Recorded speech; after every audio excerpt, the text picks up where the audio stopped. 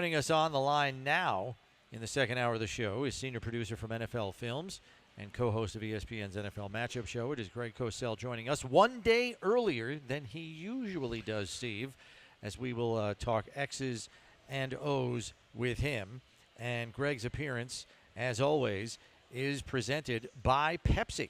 Pepsi is the official soft drink of the Buffalo Bills. Food deserves Pepsi. Greg, thanks for joining us. As we get closer and closer to this one, we get a little bit more nervous just due to the precarious nature of the health of Buffalo's secondary. I'm sure you saw that Tre'Davious White did not practice yesterday. Christian Benford is limited. And if those two, for whatever reason, cannot go Sunday night, your starting outside corners are Jamarcus Ingram and rookie sixth-round pick Dorian Strong. How concerned would you be? You'd have to be concerned, although I love Dorian Strong. I think he's a really good prospect, but he's a rookie. So, yeah, you'd have to be concerned. But I guess we'll have to wait and see. I mean, I guess I went back and I looked at that divisional playoff game last year just to try to get a feel for coaches, because coaches do a lot of the same things, that they normally do. It was an odd game, guys. I mean, that was the game where Josh Allen, I think, threw for less than 130 yards, was it not? That was not a big passing game. And they ran the ball really, really well against a Ravens defense that normally does not give up that kind of yardage. And they really kind of controlled the game on the ground. Yeah, and I wouldn't be surprised if they employ a similar tactic, especially if they are that shorthanded on the defensive end in the secondary. Control clock, run the ball, limit the Ravens' number of possessions. Shorten the game, Yeah, I mean, God, they played they had a ton of snaps in that game. I mean, they ran the ball really, really well. I think they only had one pass play of over 20 yards, and that came on the first possession of the game to Shakir. Other than that, the passing game, was really almost a non-factor in the game. It would be hard to believe, Brownie, even if they feel that they have to come out and run the ball with both sustainability and ideally some explosiveness, that the game would play out the same way. I mean, when was the last time, Josh Allen threw for, less than 130 yards? Yeah, I mean, it was 16 of 22 for 127. And, they ran the ball 46 times, Yeah. They ran the ball, 27, and 36 times, not 46. They ran the ball 36 times in that game. Yeah. Right. Yeah, 36 so runs it was a 12 passes. Yeah. And I think you look at it, that's exactly what they were trying to do last year in that playoff game, was shorten the game and help their defense against an offense that was, they threw for 40 touchdowns during the year. They ran for a bunch of touchdowns during the year. They, and they snapped off some big runs against the Bills defense. Really, they just wanted to keep Lamar and Derrick Henry on the sidelines, so they were just committed to chewing up the clock and shortening the game. It seems they're not that different now, right? I mean, that may be what happens now. And that's a nice plan, but we know that the Ravens are very good on defense, so there will be a plan B, Steve, obviously. If they come out and, it becomes 3rd and 9 on the first 3 possessions, then it'll be, they're not going to just keep doing that all game, But and obviously they've got a great quarterback. I think the feeling is, and one reason that they went out and got Josh Palmer, and the hope is that Keon Coleman. Is Keon Coleman injured as well, or is he going to play? He's got a groin injury. He just popped up on the injury report yesterday, so I don't know if it happened in practice yesterday or when, but he's limited. Well, again, maybe not for this game, but I mean, in an ideal world, as they go forward in the season, I think one of the things you're hoping, because we know how good Shakir is, but he's a slot receiver. Basically, that's what he is. He's not necessarily a winner outside the numbers one-on-one. Is you need to have some winners on the outside. I mean, this is a league, yes, where you can scheme the pass game really well against zone coverage, but at some point when teams play man, you've got to be able to have some winners. And I think that's one reason they drafted Coleman at 6'3". One reason they got Palmer, who's also got really good size and can run. I think at some point that has to become a factor in your offense. Right. I want to talk to you more about Buffalo's defense because obviously the Bills Yeah. this offseason saw that as a deficiency. And Yes. if you're going to help those guys on the back end, your rush with just 4 better be on point. I know the Ravens have a good offensive line. I don't know if I would call it outstanding, although I like both of their tackles a lot. But talk to me a little bit about what you're anticipating from the Bosa-Ronnie Stanley matchup, because I really think that's a critical one in this game. Yeah, well, I think look, if you go back to that playoff game, Brownie, they were actually pretty aggressive with their pressure concepts in that game. They did not play soft. Now, that could have been a function of the fact that they didn't believe they could get there with 4, because that was an issue last season, as we had discussed Yes, it numerous was. times Right. last year and through the offseason. Ideally, with what they've done with bringing Bosa in, and I agree, Bosa is you hope he can win those one-on-one matchups, or at least impact Lamar Jackson. He's not going to get 7 sacks, but at least be a factor, and impact Lamar. But not only that, but they drafted the 2 defensive tackles. So the hope is that they can get some, at least exert pressure with 4, and especially if it has to be Strong and Ingram playing corner, you're probably not going to be real comfortable with a high blitz percentage, because somewhere along the line, whether you're playing zone match or pure man, your outside corners are going to have to match up. So they're going to definitely want to feel that they can at least exert pressure with 4 and then have 7 in coverage, where at least the numbers favor them. Well, let's flip it around, and you took a look at Buffalo's offense. Certainly, I mean, they were no shrinking violets over there. I mean, they were scoring 30 points a game. They tied a franchise. They scored 30 points 8 times last year, set a or at least tied a franchise record for that. Or so how does the Bills offense match up? Because certainly they feel like they can do about whatever they want and do it pretty successfully, at least right out of the gate. Yeah, I mean, they're going to feel, I agree with Brownie. I believe that they'll come out and they'll try to be effective running the football. I think they feel that that's a true identity of who they are. Um, whether they go heavy with 6 linemen, whether it's, a tight end, whatever they do, I think they're going to try to be a physical team. I don't think they're going to come out and toss it all over the yard. Now, maybe they'll take a shot or 2 early and see what happens. But I would think that they would view this game as let's be balanced. Let's try to control clock. Let's control the pace and tempo of a game. I think, Steve, you understand this having played, is, I think that's an overlooked element of offensive football. You want to control the pace of the game. Everybody talks about big explosive plays, and there's no question, if you can get those, you're not going to turn them down. But, they don't come that often. And you really would love to be able to control the manner in which the game is played. And that's what they did last year in the playoff game. And obviously the Ravens almost, came back to win. But the point is, the Ravens had to come back. They were behind.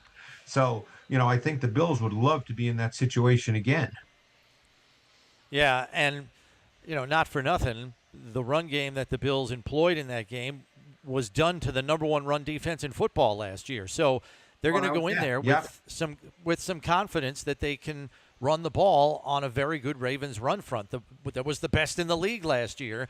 Taking that a step further, Greg, I want to talk a little bit about 5th-round pick Jackson Hawes, because this is a player that I think they have plans for. I think we're actually going to see less of Alec Anderson this year than we did last year.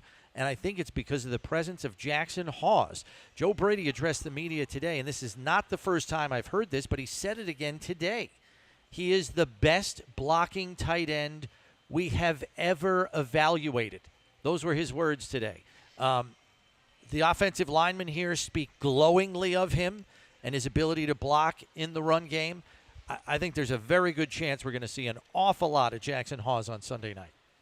Well, and I would agree with that, because at the end of the day, he still is a receiver where Alec Anderson is not.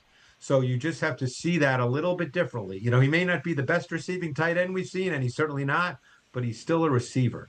And I think that's a really critical thing. The other thing, and I think this is important in the way defenses have to play against the Bills.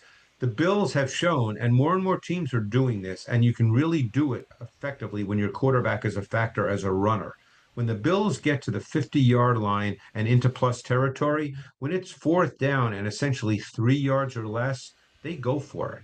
So that changes third down. That changes, let's say, third and 4 to 8 yards, which for defenses is almost 100% a passing down. So they play the pass. The Bills do not have to throw the ball necessarily on 3rd and 6, because if they get to 4th and 2 and they're at the plus 42-yard line, Steve, they're going to go for it. So it That's right. changes. I Yeah, had a great conversation with one of the best D coordinators in the league on this exact topic this offseason. And he said that is a real problem defensively, because it changes the way you have to think about playing defense on 3rd and 4 to 8. And it just changes your whole approach. And I think the Bills fall into that category offensively. and we've talked about it a lot, about how the Bills were so balanced last year. And I'll ask you this: we haven't really talked about this aspect of it. And I said, and Josh has scored more touchdowns at a quarterback than in the Yep. first 8 seasons of his career than anybody in the history. And he's just starting his 8th year, right? So I mean, the guy's off the charts at scoring touchdowns. And last year, how much of their run game was due to them? They've scored, 42 this week, 48 the other week, 35 this week. Just handing it off late in the game. Are we kind of going overboard too much with the balance that they ended up with, knowing, they scored their points and then started to run the ball late in games, and Mitch Trubisky was in there?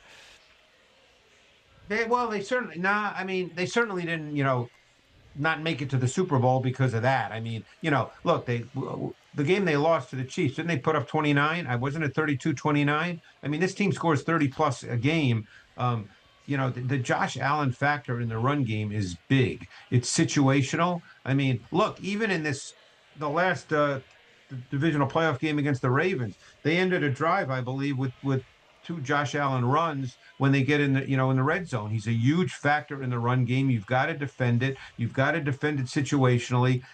As we said, fourth down, if it's 4th and 4 or less, you've got to defend Josh Allen running the football. It's a major factor in their offense, and it becomes a major factor in how teams have to defend them, and it makes it harder to defend them. So, what was interesting in that last game is, I don't know if Josh Allen had a scramble in that game, and I'm not even sure there was a play where he ran out to his right like he often does. So that was what was fascinating about that that playoff game. Yeah, he had 10 rushes for 20 yards. His long was 7, right? And 2 of them were for touchdowns, which were those, pushes into the end zone. So, yeah, it wasn't like we have seen it at other times where he has a long of 25 and, 11 carries for, 70 yards. Wasn't one of those games at all. Yeah, he did not. I just looked back at my notes from when I went through the game again. He did not have a scramble in that game. So those 10 runs were all designed calls. Right. The last one I've got for you, Greg, concerns Zay Flowers. Obviously, he missed that playoff game last year. How does he alter or diversify the Ravens' passing game, knowing he will be in the lineup this time around? He's a big deal, Brownie, big deal, because he does not line up in one place. He's a motion movement guy. He's lines up in multiple locations within the formation. He's has a vertical ability, so he adds that dimension to their pass game. He's a big deal. I mean, that was a big loss that he did not play. Again, that doesn't mean they're going to win the game, but he's, if it is Ingram and Strong on the outside, then that's something they'll look to exploit without question. He's a major factor, and he's really good run after catch. So he's one of those guys you got to get on the ground. And look, as much as I like Cole Bishop, you'd have to think that they're going to look to try to exploit him as well. I mean, he's not a veteran player. He hasn't played a lot of football. So, there are potentially some issues on the back end that, we'll see. Which, again, to your point, Brownie, leads you to believe that they would really like to be able to control the pace and tempo, control time of possession. Obviously, to do that, you've got to score touchdowns, because the last thing you want to do is middle of second quarter, you've controlled the whole game and it's 6-3. Steve, Right. that's not a good feeling. No, it's not. That's an old Bill Parcells way of doing things. I think that's what the New England Patriots are going to look like this year. They're going to be looking like they look terrible, but it's 19-21 late in the third quarter, right? They're just never going to go away. I think that's what this game might look like. Greg, I don't think it's going to be a 44-42 game. I think it's going to be more like that playoff game was last week, mid-20s or low 20s games with both of them. I think it's going to be a one-score game, and we'll see who can make a play at the end. Now, I do think the Ravens have the better roster, and they're more proven. I think the Bills just have more question marks, and that's why you really have to look at the Ravens and think they're going to be so angry if they don't walk out of here with a win, just because of all the question marks the Bills have on the defensive side. Yeah, and you don't know the answer to these questions until the first couple of games are played. That's the thing. That's right. You just don't know. So they may be great. I mean, yeah, these young players of the Bills defense, they may be great. They may turn into a bunch of really good players, and all that stuff may happen. But we don't know that yet. No, and which and by the way, is another reason they could come out and think we got to score 30. You never know how they're thinking about how they have to play. We can sit here and we can try to speculate and be rational about it, but you just don't know the answer to that. Right. Yeah. Greg, thanks as always for the time. We'll catch up with you next week as we get set for Bills-Jets, the first division game of the season. But this is going to be a biggie. So, but this will be a biggie, so I know you'll be watching. All right. Thanks, guys. Always love talking with you.